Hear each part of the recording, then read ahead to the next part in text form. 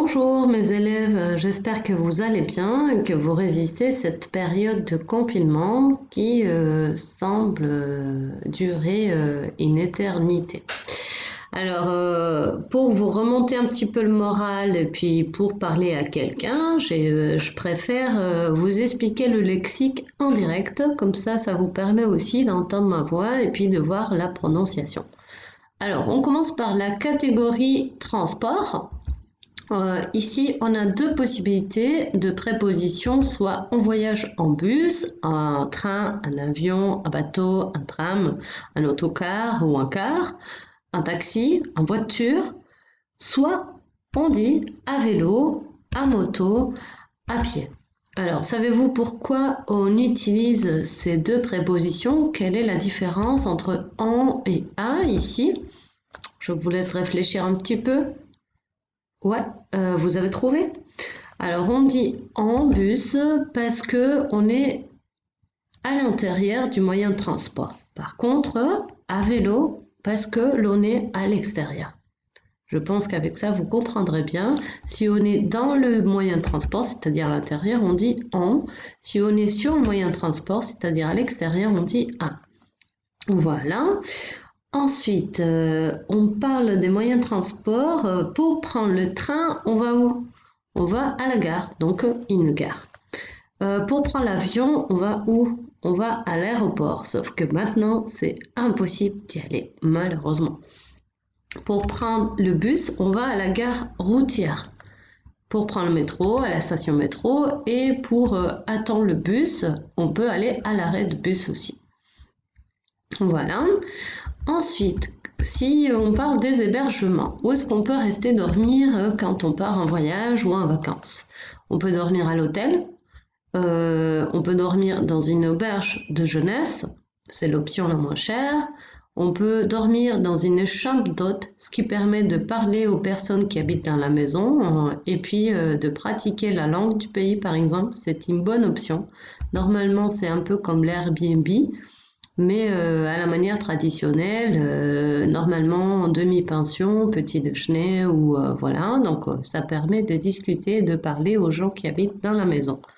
Ensuite, on peut aussi dormir dans un gîte rural, c'est-à-dire une maison à la campagne, voilà, une casa rural. On peut dormir au camping ou dans un camping, dans une tente, dans un camping-car ou un mobile home, ou dans une caravane, ou encore dans un chalet. Voilà. Concernant la météo et les saisons. Alors, selon la saison, normalement, par exemple, en été, il fait chaud et il fait beau. Par contre, en hiver, il fait froid, il fait mauvais.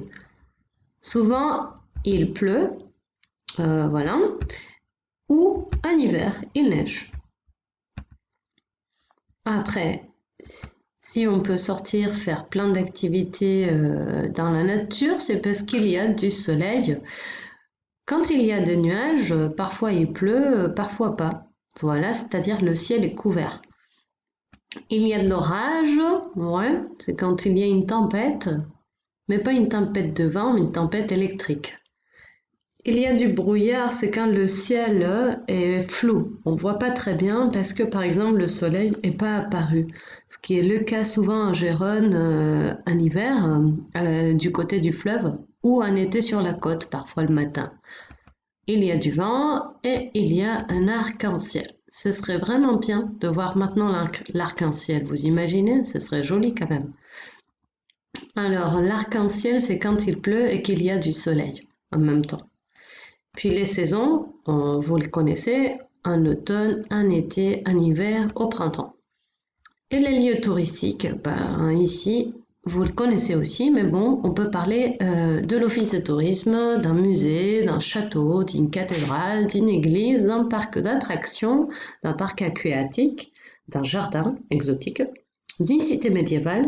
Attention, cité, c'est pas la même chose qu'une ville, d'un monument historique, de la vieille ville comme le centre historique de Gérone. Quel type de voyage pouvons-nous faire?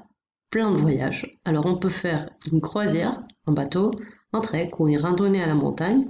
On peut faire le tour du monde, ce qui serait vraiment génial en ce moment. On peut faire un voyage détente, c'est-à-dire relax. On peut aussi faire un circuit organisé, en séjour tout compris, c'est-à-dire pension complète, avec toutes les activités comprises dans le voyage, tout organisé, ou faire un road trip, ce qui n'est vraiment pas mal ça. On peut voyager en solitaire, en solo, on dit aussi. On peut faire un voyage humanitaire, un week-end romantique ou un voyage aventure. Pour les activités, il y en a plein. J'en cite quelques-unes. Alors, les activités. On peut découvrir une ville, une culture, goûter la cuisine locale. Rencontrer signifie connaître des gens, faire de la randonnée, faire du sport. Ici, il y en a plein, entre parenthèses. Faire de l'escalade, de l'équitation, de la natation, du VTT, de la planche à voile, du ski, du snowboard, du canoë-kayak. Vous ne savez pas à quel point j'aimerais sortir de chez moi pour faire du VTT ou du vélo. Ce serait maintenant mon rêve. Voilà. On peut aussi se relaxer. Voilà. Rester tranquille. Bronzer à la plage, par exemple. Visiter un musée. Faire une excursion ou prendre des photos ou photographier de beaux endroits ou de beaux paysages. La nature, alors les éléments naturels, une montagne, une plage, une côte, un désert, une forêt, une jungle, la mer, l'océan, un parc national, une réserve naturelle, un fleuve ou une rivière et un lac. Et puis finalement, si vous voulez donner votre opinion sur les activités de vacances, sur les lieux, vous pouvez parler avec des adjectifs comme par exemple c'est agréable, calme, déprimant, reposant, stressant, ensoleillé, spectaculaire, touristique, éducatif, culturel, fatigant, dangereux ou dangereuse, ennuyeux ou ennuyeuse, intéressant, intéressant, tranquille, inoubliable, bon marché, cher ou de luxe. Voilà. Mal ou bien organisé, magnifique, passionnant.